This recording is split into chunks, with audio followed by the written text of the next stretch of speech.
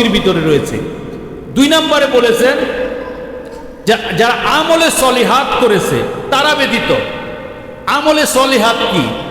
আমরা নায়েবে রাসূলের কাছ থেকে শিক্ষা গ্রহণ করেছি আমল হলো 4 ভাগ: ইবাদত, মুআমালাত, মুহলিকাত, মুনজিয়াত।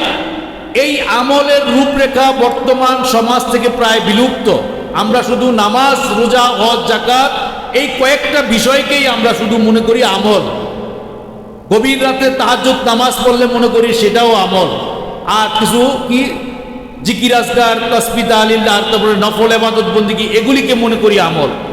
আসলে সত্যিকারের যে আমলের রূপরেখা, এই সত্যিকারের আমলের রূপরেখা আমাদের পূর্ণাঙ্গ দিনের ছাত্র ব্যতীত সঠিকভাবে কেউ কিন্তু এটার বিষয়ে জানে না।